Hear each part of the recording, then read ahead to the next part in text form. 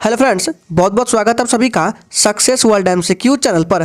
तो फ्रेंड्स, आप लोगों का इंतजार खत्म हुआ बिहार फायरमैन परीक्षा 2022 के लिए आज से 20 दिनों का एक स्पेशल टारगेट बैच को स्टार्ट कर रहे हैं। और इस टारगेट बैच का मेन फोकस रहेगा कि आपको एग्जाम में 85 प्लस स्कोर करवाना। जी बिल्कुल, आपने सही सुना। इस टारगेट बैच का मेन मकसद है कि आपको एग्जाम में 85 प्लस स्कोर करवाना। और फ्रेंड्स, इस टारगेट बैच में GK GS plus current affairs के साथ साथ आपको हिंदी के क्वेश्चंस भी शामिल रहेंगे। इसलिए आपके पास बिल्कुल भी वक्त नहीं है। इसलिए जिसने तैयारी करना स्टार्ट नहीं किया है वो आज से अगले 20 दिनों तक इस क्लास से जुड़े रहेंगे, क्योंकि इस क्लास में सभी क्वेश्चंस अत्यंत महत्वपूर्ण रहने वाले हैं जो आपके एग्जाम में तबाही मचा दे। तो चलिए शिक्षक आज की इस क्लास को स्टार्ट करते हैं। तो सबसे पहला प्रश्न है, इंडियन स्टैंडर्ड टाइम और ग्रीनविच मीन टाइम में कितना अंतर होता है। और फ्रेंड्स, आपको प्रत्येक क्वेश्चन के लिए मैक्सिमम 10 सेकंड का टाइम भी दिया जाता है। आपको लाइव चैट का भी ऑप्शन मिलता है, तो फटाफट से आप लोग लाइव चैट में आंसर करते जाएंगे। और प्रत्येक स्टूडेंट को लाइव चैट में आंसर करना है ताकि आपका क्लास के साथ साथ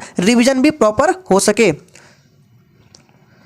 चलिए, तो आपका टाइम खत्म होता है। तो एक का राइट आंसर जो भी बच्चे लाइव चैट में ऑप्शन सी को दे रहे हैं बिल्कुल सही जवाब हो जाएगा। मोस्ट इंपॉर्टेंट प्रश्न है, इंडियन स्टैंडर्ड टाइम और ग्रीनविच मीन टाइम में कितना का अंतर होता है। तो 5.5 घंटे का अंतर होता है। 5 घंटे 30 मिनट याद रखना है। ऑप्शन सी बिल्कुल राइट आंसर हो जाएगा। और यह भी ध्यान में रखना है कि ग्रीनविच मीन टाइम जो है ये 0 डिग्री पर स्थित है। ध्यान में रखना है। चलिए आगे बढ़ते हैं। दूसरा प्रश्न है, किस टीम ने डूरंड कप 2021 जीता है। चलिए आंसर करते जाएंगे। और फ्रेंड्स, ये जो क्लास है आपका हर रोज रात 8 बजे लाइव चैट के साथ होगा। इसलिए अगर आपको सिलेक्शन लेना है तो हर रोज क्लास को अटेंड करना है। अत्यंत महत्वपूर्ण क्लास है आपके एग्जाम के लिए। तो इसका जो राइट आंसर है ऑप्शन सी के साथ चला जाएगा, एफसी गोवा। याद रखिएगा, किस टीम ने डूरंड कप 2021 जीता है। तो एफसी गोवा ने ऑप्शन सी इस प्रश्न का बिल्कुल राइट आंसर हो जाएगा। तीसरा प्रश्न है, प्रथम पंचवर्षीय योजना विकास के किस मॉडल पर आधारित था। मोस्ट इंपॉर्टेंट वीवीआई प्रश्न है। चलिए आंसर करेंगे।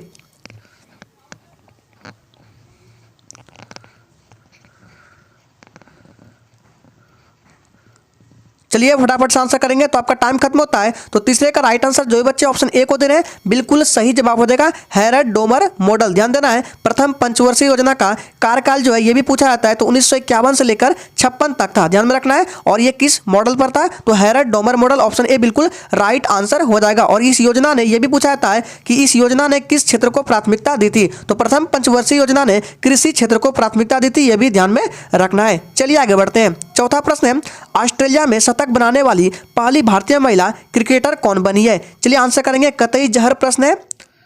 और याद रहे, फिर से बोल देते हैं कि आपको हर रोज रात 8 बजे क्लास को अटेंड करना है। अत्यंत महत्वपूर्ण क्लास है आपके एग्जाम के लिए। ये अगले 20 दिनों तक चलेगा और टोटल आपको 20 प्रैक्टिस सेट प्रोवाइड कराए जाएंगे। तो इसका जो राइट आंसर है ऑप्शन बी के साथ चला जाएगा, स्मृति मंधना। याद रखिएगा, ऑप्शन बी इस प्रश्न का बिल्कुल राइट आंसर हो जाएगा। स्मृति मंधना ने कुल 127 रन बनाए थे। ध्यान में रखना है, ऑस्ट्रेलिया के खिलाफ। चलिए आगे बढ़ते हैं। नेक्स्ट क्वेश्चन है, संविधान के किस भाग में पंचायती राज व्यवस्था संबंधी प्रावधान दिए गए हैं। चलिए आंसर करेंगे। और फ्रेंड्स, जो भी स्टूडेंट चैनल पर पहली बार आए चैनल को सब्सक्राइब करके साथ में बेल आइकन को भी प्रेस कर लेंगे ताकि आपसे एक भी दिन इस इंपॉर्टेंट क्लास मिस ना हो। चलिए फटाफट से आंसर करेंगे। तो इसका जो राइट आंसर है ऑप्शन ए के साथ चला जाएगा, भाग 9 में। ध्यान दीजिएगा, संविधान के किस भाग में पंचायती राज व्यवस्था संबंधी प्रावधान दिए गए हैं। तो भाग 9 में दिए गए। और यह भी ध्यान में रखना है कि पंचायती राज व्यवस्था की स्थापना बलवंत राय मेहता की सिफारिश पर हुआ था। कौन सा समिति, यह भी पूछा जाता है कि पंचायती राज व्यवस्था किस समिति की सिफारिश पर हुआ था। तो बलवंत राय मेहता समिति। ध्यान में रखना है। चलिए आगे बढ़ते हैं। नेक्स्ट क्वेश्चन है, सिंधु घाटी सभ्यता में घोड़े के अवशेष कहां मिले हैं। मोस्ट इंपॉर्टेंट वीवीआई प्रश्न है। चलिए आंसर करेंगे। सभी के सभी प्रश्न इंपॉर्टेंट है जो आपके एग्जाम में डायरेक्ट आ जाए। चलिए आंसर करेंगे, फटाफट से आंसर करते जाएंगे। और अगर आपको किसी भी प्रश्न में थोड़ा भी डाउट होता है तो तुरंत आप कमेंट बॉक्स में पूछ सकते हैं। तो इसका जो राइट आंसर है ऑप्शन चला देगा ए के साथ, सुरकोटदा। याद रखिएगा, ऑप्शन इस प्रश्न का बिल्कुल राइट आंसर हो जाएगा। यह भी ध्यान रखना है कि सिंधु घाटी सभ्यता जो है ये एक कांस्य युगीन सभ्यता थी। और याद रखिएगा, ये जो कालीबंगन है यहाँ से जुते हुए खेत के साक्ष्य भी मिले। ये भी पूछा जाता है, ध्यान रखना है। चलिए आगे बढ़ते हैं। नेक्स्ट क्वेश्चन है, मेडिसिन के लिए 2021 का नोबेल पुरस्कार किसने जीता है। चलिए आंसर करेंगे।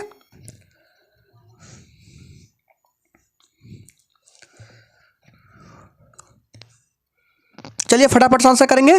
जी बिल्कुल, इसका जो राइट आंसर है ऑप्शन चला देगा सी के साथ, ए एंड बी ने। याद रखिएगा, मेडिसिन के लिए 2021 का नोबेल पुरस्कार डेविड जूलियस द अडेम पटाउटियन को मिला है। इसलिए option right answer option C के साथ चला जाएगा, ए एंड बी ने। ऑप्शन सी बिल्कुल राइट आंसर है। चलिए आगे बढ़ते हैं। नेक्स्ट क्वेश्चन है, निम्नलिखित में से किसने साहित्य के लिए नोबेल पुरस्कार 2021 का पुरस्कार जीता है। मोस्ट इंपॉर्टेंट प्रश्न है। चलिए आंसर करेंगे। और अगर आपको ये सेशन अच्छा लग रहा है तो सभी लोग दिल से एक बार सेशन को लाइक करेंगे। चलिए फटाफट से आंसर करते जाएंगे। तो चलिए इसका जो राइट आंसर है ऑप्शन चला देगा ए के साथ, याद रखिएगा अब्दुल रज्जाक गुरनाह ने। याद रखिएगा किसने साहित्य का नोबेल पुरस्कार 2021 जीता है? तो अब्दुल रज्जाक गुरनाह ने। ऑप्शन ए इस प्रश्न का बिल्कुल राइट आंसर हो जाएगा, ध्यान में रखना, इंपॉर्टेंट प्रश्न है। नेक्स्ट क्वेश्चन है वर्तमान में भारतीय संविधान में कुल कितनी अनुसूचियां हैं? चलिए आंसर करेंगे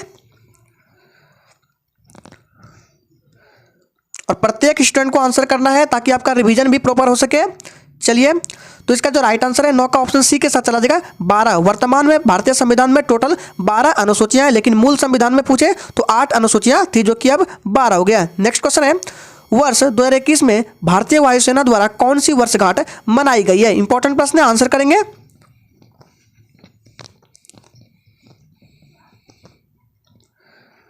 चलिए तो 10 का जो राइट आंसर है, जो भी बच्चे लाइव चैट में ऑप्शन सी को दे रहे हैं बिल्कुल सही जवाब हो जाएगा 89वीं वर्षगांठ। ऑप्शन सी बिल्कुल राइट आंसर है। चलिए आगे बढ़ते हैं। नेक्स्ट क्वेश्चन है दूसरी योजना ने किसको प्राथमिकता दी थी? इंपॉर्टेंट प्रश्न है। इससे पहले आपका हो चुका है पहली पंचवर्षीय योजना ने, तो ध्यान दीजिएगा पहली पंचवर्षीय योजना ने कृषि को प्राथमिकता दी, लेकिन दूसरी पंचवर्षीय योजना ने क्या हो जाएगा? भारी उद्योग। ध्यान में रखना है, ऑप्शन सी बिल्कुल राइट आंसर हो जाएगा। और दूसरी पंचवर्षीय योजना का कार्यकाल है 1956 से लेकर 61 तक, ध्यान में रखना है। और ये जो है महालनोबिस मॉडल पर आधारित है, ये भी पूछा था, इंपॉर्टेंट है। सभी प्रश्न को ध्यान में रखना इंपॉर्टेंट है। नेक्स्ट है भारत और नेपाल के बीच आयोजित संयुक्त प्रशिक्षण अभ्यास, याद रखिएगा सूर्य किरण। याद रखिएगा भारत और नेपाल के बीच कौन सा युद्ध अभ्यास होता है? तो सूर्य किरण का कौन सा संस्करण संपन्न हुआ है? इंपॉर्टेंट प्रश्न है, फटाफट से आंसर करेंगे। पहले भी बता दिया गया कि आपके इस सेशन में करंट अफेयर्स के भी क्वेश्चंस रहेंगे जो आपके एग्जाम में आ सकते हैं। चलिए तो आपका टाइम खत्म होता है, तो इसका राइट आंसर बी के साथ चला जाएगा 15वां संस्करण। ऑप्शन बी इस प्रश्न का बिल्कुल राइट आंसर है। नेक्स्ट क्वेश्चन है राज्य पुनर्गठन आयोग का गठन किस वर्ष किया गया था? मोस्ट इंपॉर्टेंट प्रश्न है, चलिए आंसर करेंगे। और जिसने अभी तक सेशन को लाइक नहीं किया है सभी लोग दिल से एक बार सेशन को लाइक करेंगे और सभी लोग इस सेशन को अपने सभी दोस्तों के साथ शेयर करेंगे। चलिए तो इसका जो राइट आंसर है डी के साथ चला जाएगा। ध्यान दीजिएगा राज्य पुनर्गठन आयोग का गठन 1953 में किया गया था और इसके जो अध्यक्ष है ये भी पूछा जाता है कि राज्य पुनर्गठन के आयोग अध्यक्ष कौन थे? तो फजल अली थे। नेक्स्ट क्वेश्चन है बंगाल की उत्तरी खाड़ी में भारतीय नौसेना बांग्लादेश नौसेना के बीच कौन सी द्विपक्षीय अभ्यास शुरू हुआ है? आंसर करेंगे फटाफट से।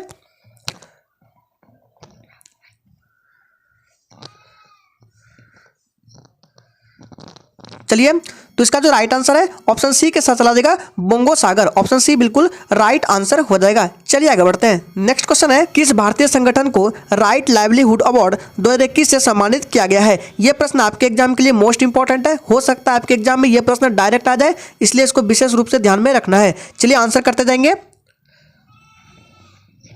फटाफट से लाइव चैट में आंसर करते जाएंगे। प्रत्येक स्टूडेंट को लाइव चैट में आंसर करना है ताकि आपका रिवीजन भी प्रॉपर हो सके। तो इसका जो राइट आंसर है ऑप्शन डी के साथ चला जाएगा legal initiative for forest and environment. Option D इस प्रश्न का बिल्कुल राइट आंसर हो जाएगा। फिर से बोल रहे हैं, इसको ध्यान रखना है।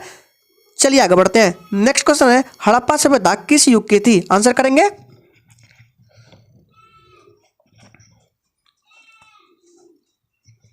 चलिए तो 16 का जो राइट आंसर है, जो बच्चे लाइव चैट में ऑप्शन ए को दे रहे हैं बिल्कुल सही जवाब हो जाएगा हड़प्पा सभ्यता कांस्य युगीन थी। ऑप्शन ए इस प्रश्न का बिल्कुल सही जवाब है। चलिए आगे बढ़ते हैं। नेक्स्ट क्वेश्चन है 73वें संविधान संशोधन अधिनियम द्वारा भारतीय संविधान में कौन सी अनुसूची जोड़ी गई है? मोस्ट इंपॉर्टेंट प्रश्न है, आंसर करेंगे।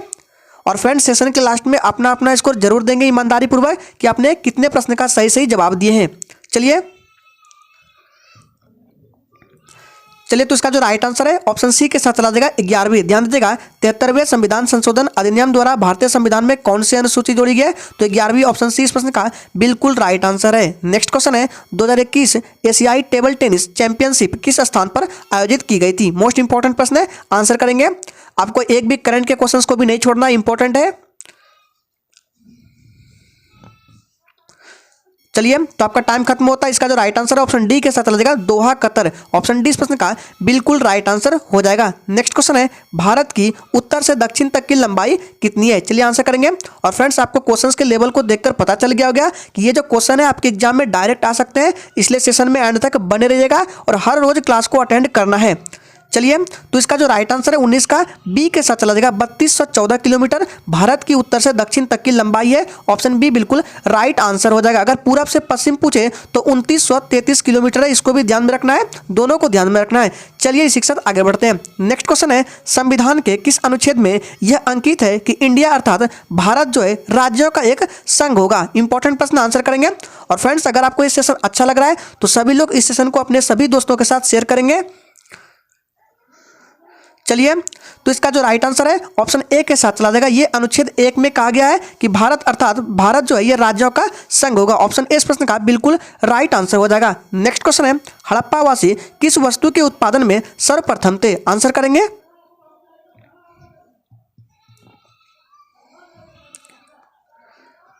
चलिए, टाइम्स अप। तो जो भी बच्चे लाइव चैट में ऑप्शन बी को दे रहे हैं बिल्कुल सही जवाब हो जाएगा, कांसे के औजार। ध्यान में रखना है क्योंकि हड़प्पा जो है ये कांस्य युगीन सभ्यता थी और इसमें कांसे के औजार बनाए गए थे, उत्पादन में सर्वप्रथम थे। ऑप्शन बी इस प्रश्न का बिल्कुल राइट आंसर है। नेक्स्ट क्वेश्चन है, स्वच्छ भारत कार्यक्रम का उद्घाटन किस राज्य से किया गया है? मोस्ट इंपॉर्टेंट प्रश्न आंसर करेंगे। आपको इस सेशन में एक भी प्रश्न फालतू को देखने को नहीं मिलेंगे, सभी प्रश्न इंपॉर्टेंट है जो आपके एग्जाम में आ जाए। चलिए फटाफट से आंसर करेंगे। जी बिल्कुल, इसका राइट आंसर ऑप्शन चला जाएगा सी के साथ, उत्तर प्रदेश। ऑप्शन सी इस प्रश्न का बिल्कुल राइट आंसर हो जाएगा। चलिए इसी के साथ आगे बढ़ते हैं। और ये भी ध्यान रखना है, ये जो उत्तर प्रदेश है जनसंख्या की दृष्टि से सबसे बड़ा राज्य है और क्षेत्रफल की दृष्टि से सबसे बड़ा राजस्थान है, ये भी ध्यान में रखना है। नेक्स्ट क्वेश्चन है, भारतीय संविधान के किस अनुच्छेद में प्रेस की स्वतंत्रता दी गई है? मोस्ट इंपॉर्टेंट प्रश्न है, आंसर करेंगे।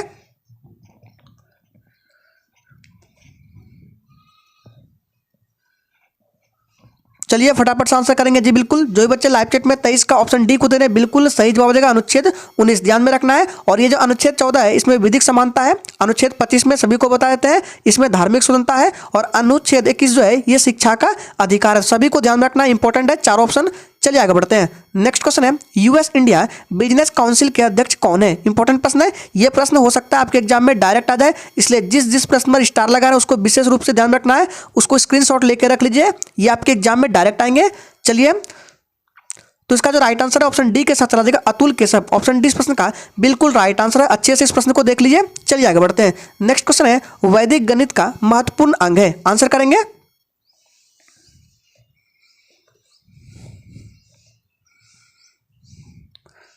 चलिए, तो इसका जो राइट आंसर क्या हो जाएगा, फटाफट से आंसर करेंगे। तो जो भी बच्चे लाइव चैट में ऑप्शन सी को दे रहे हैं बिल्कुल सही जवाब हो जाएगा, शुल्व सत्र। ऑप्शन सी बिल्कुल राइट आंसर है। चलिए आगे बढ़ते हैं। नेक्स्ट क्वेश्चन है, भारतीय संविधान के किस अनुच्छेद में राज्य के नीति निर्देशक तत्वों का उल्लेख है? चलिए आंसर करेंगे, फटाफट से आंसर करते जाएंगे। और फ्रेंड्स, ये जो है राज्य के नीति निर्देशक तत्व ये आयरलैंड के संविधान से लिया गया, ये भी ध्यान में रखना है। और इसका जो राइट आंसर है ऑप्शन क्या हो जाएगा? जी बिल्कुल, जो बच्चे सी को दे रहे हैं बिल्कुल सही जवाब है। ये अनुच्छेद 36 से लेकर 51 तक में है, राज्य के नीति निर्देशक तत्व, और ये आयरलैंड के संविधान से लिया गया है। नेक्स्ट क्वेश्चन है, भारत का क्षेत्रफल विश्व के कुल भौगोलिक क्षेत्रफल का कितना प्रतिशत है? मोस्ट इंपॉर्टेंट और वीवीआई प्रश्न है, इस पर भी स्टार लगा रहे हैं, इसको विशेष रूप से ध्यान में रखना है। चलिए आंसर करेंगे फटाफट से।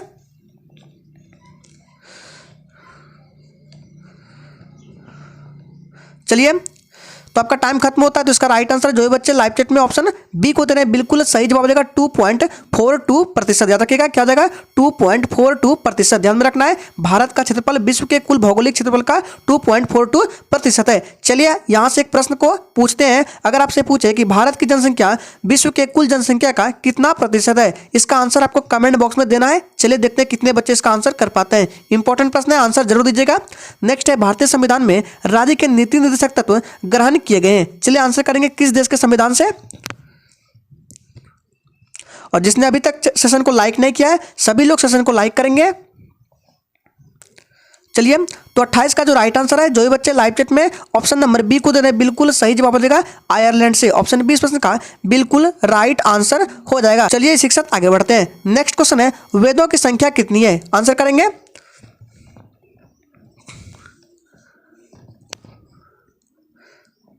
चलिए फटाफट से आंसर करेंगे 29 के लिए।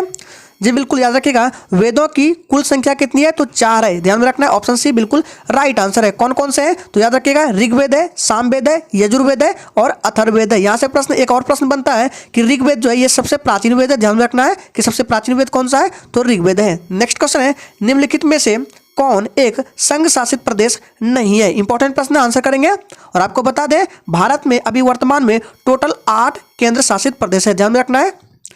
चलिए इसका आंसर करेंगे। जी बिल्कुल, इसका राइट आंसर ऑप्शन डी के साथ चला जाएगा, नागालैंड। ये एक संघ शासित प्रदेश देश नहीं है। नेक्स्ट क्वेश्चन है, भारतीय संगीत का आदि ग्रंथ कहा जाता है? चलिए आंसर करेंगे।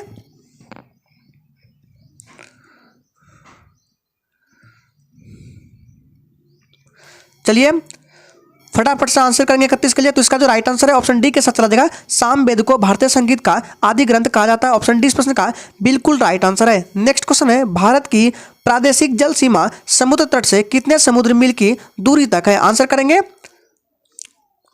फटाफट से आंसर करते जाएंगे। जी बिल्कुल, ये क्लास आपको हर रोज रात 8 बजे मिलेगा, इसलिए आपको हर रोज क्लास करना है। चलिए, तो इसका जो राइट आंसर है ए के साथ चला जाएगा 12 मील, याद रखिएगा, ऑप्शन ए बिल्कुल राइट आंसर है। नेक्स्ट क्वेश्चन है, पुदुचेरी को किस वर्ष भारतीय संघ में सम्मिलित किया गया है? मोस्ट इंपॉर्टेंट प्रश्न है। चलिए फटाफट से आंसर करते जाएंगे।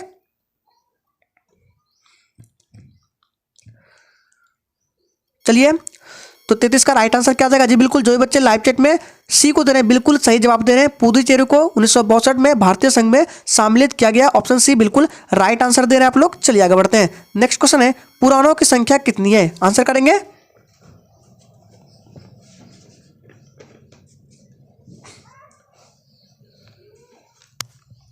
चलिए, तो ध्यान दीजिएगा, पुराणों की संख्या टोटल 18 है, ऑप्शन ए इस प्रश्न का बिल्कुल राइट आंसर है। नेक्स्ट क्वेश्चन है, भारत में निम्न में से किस राज्य की तटरेखा सबसे लंबी है? अत्यंत महत्वपूर्ण प्रश्न है, आंसर करेंगे।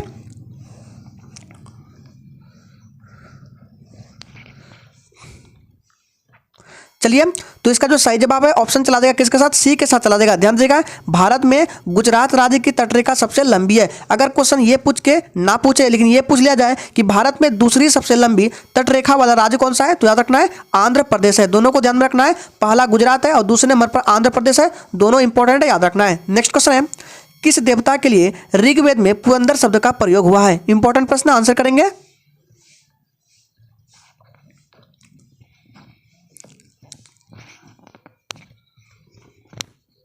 चलिए, जी बिल्कुल, उसका राइट आंसर जो बच्चे ए को दे रहे हैं बिल्कुल सही जवाब है, इंद्र।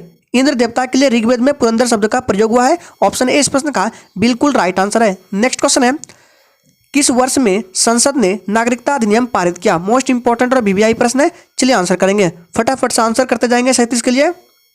सभी लोगों को आंसर करना है लाइव चैट में। चलिए, तो इसका जो राइट आंसर है ऑप्शन क्या हो जाएगा? जी बिल्कुल, जो भी बच्चे ऑप्शन बी को दे रहे हैं बिल्कुल सही जवाब है। याद रखिएगा 1955 का अधिनियम, ध्यान में रखना है किस वर्ष में, तो 1955 में संसद ने नागरिकता अधिनियम पारित किया, ऑप्शन बी इस प्रश्न का बिल्कुल सही जवाब है। इंपॉर्टेंट प्रश्न है, इसको ध्यान में रखना है। चलिए आगे बढ़ते हैं। नेक्स्ट क्वेश्चन है, प्रसिद्ध 10 राजाओं का युद्ध दसराज युद्ध किस तट पर लड़ा गया? इंपॉर्टेंट प्रश्न है, आंसर करेंगे।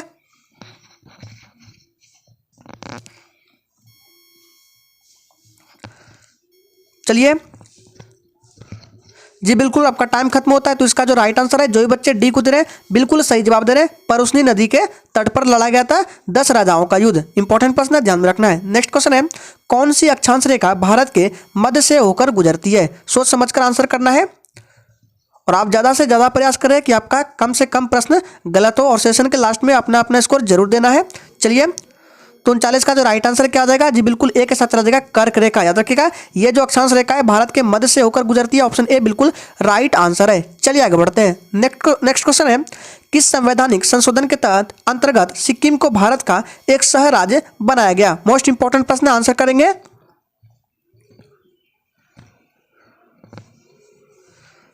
चलिए, आपका टाइम खत्म होता है। तो इसका राइट आंसर जो बच्चे ऑप्शन बी को दे रहे हैं बिल्कुल सही जवाब दे रहे हैं, 35वां संविधान संशोधन, ऑप्शन बी इस प्रश्न का बिल्कुल राइट आंसर हो जाएगा। 35वां संविधान संशोधन के अंतर्गत सिक्किम को भारत का एक सह राज्य बनाया गया। और ध्यान में रखना है, अब यहाँ सिक्किम की बात होती है तो सिक्किम में याद रखिए एक नाथुला दर्रा इंपॉर्टेंट है और जलेपला दर्रा है, पूछा जा सकता है, ध्यान में रखना है। नेक्स्ट क्वेश्चन है, गायत्री मंत्र किस पुस्तक में मिलता है? चलिए आंसर करेंगे फटाफट से।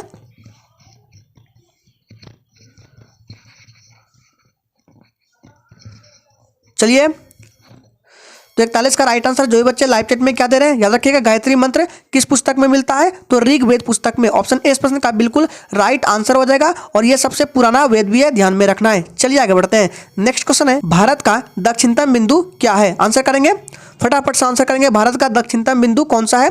और सबसे पहले यहाँ पे बताते हैं, ये जो इंदिरा कॉल है ये उत्तरी बिंदु है। भारत का उत्तरी बिंदु कौन सा है, तो इंदिरा कॉल है। और दक्षिणतम पूछा जा रहा है तो इसका राइट आंसर सी के साथ चला जाएगा, इंदिरा पॉइंट। याद रखिएगा, इसी को पिग्मिलियन पॉइंट भी कहा जाता है। नेक्स्ट क्वेश्चन है, हर्यक वंश के किस शासक को कुनिक कहा जाता था। मोस्ट इंपॉर्टेंट प्रश्न है, चलिए आंसर करेंगे। फटाफट से आंसर करते जाएंगे और आपको प्रत्येक क्वेश्चन का आंसर लाइव चैट में देते जाना है। चलिए,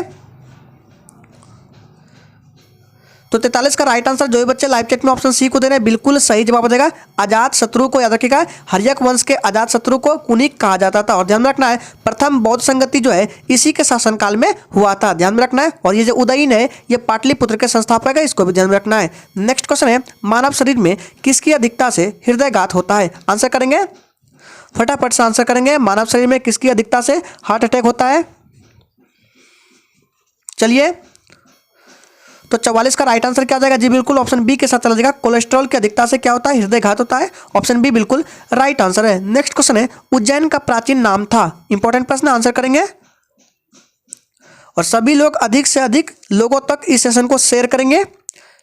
चलिए, तो ध्यान दीजिएगा, उज्जैन का प्राचीन नाम अवंतिका। ऑप्शन ए प्रश्न का बिल्कुल राइट आंसर हो जाएगा। चलिए आगे बढ़ते हैं। नेक्स्ट क्वेश्चन है, हिंदी में कितने वर्ण है। आंसर करेंगे,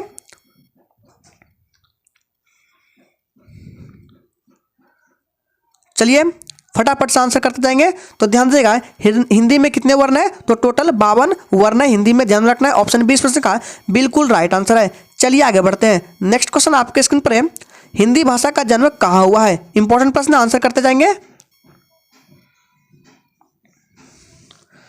चलिए, तो ध्यान दीजिएगा, हिंदी भाषा का जन्म कहाँ हुआ है, तो इसका राइट आंसर ऑप्शन ए के साथ चला जाएगा, उत्तर भारत में हुआ है हिंदी भाषा का जन्म। इंपॉर्टेंट है, ध्यान में रखना है। नेक्स्ट क्वेश्चन है, हिंदी खड़ी बोली किस जिला में बोली जाती है। आंसर करेंगे,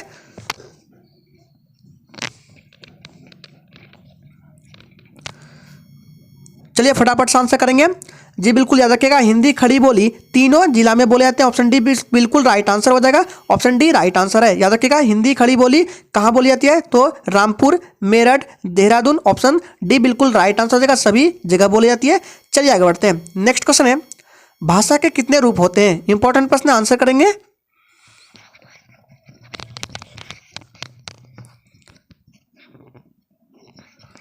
चलिए, तो आपका टाइम खत्म होता है। तो 49 का राइट आंसर क्या आ जाएगा जी, बिल्कुल बी के साथ चला जाएगा। भाषा के दो रूप होते हैं, एक लिखित होते हैं, दूसरा मौखिक, ध्यान में रखना है। नेक्स्ट क्वेश्चन है, निम्नलिखित में से कौन सी भाषा भारत की प्रथम देव भाषा है। इंपॉर्टेंट प्रश्न, आंसर करेंगे।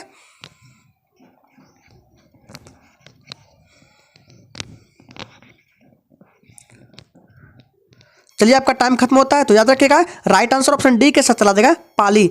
पाली भाषा जो है ये भारत की प्रथम देव भाषा है। आपको कंफ्यूज नहीं होना है, जो भी बच्चे संस्कृत को दे देते हैं गलत जवाब है। संस्कृत जो है ये सबसे प्राचीन भाषा है, लेकिन अगर आपसे पूछे कि कौन सी भाषा भारत की प्रथम देव भाषा है, तो प्रथम में पाली हो जाएगा। और ये संस्कृत जो है ये प्राचीन देव भाषा, ध्यान में रखना है। तो फ्रेंड्स, आज के इस वीडियो में बिहार फार्मूले के लिए टोटल 50 इंपॉर्टेंट क्वेश्चन को रखा था। तो आज के लिए इतना ही। चलिए, कल मिलते हैं फिर रात 8 बजे, तब तक के लिए जय हिंद।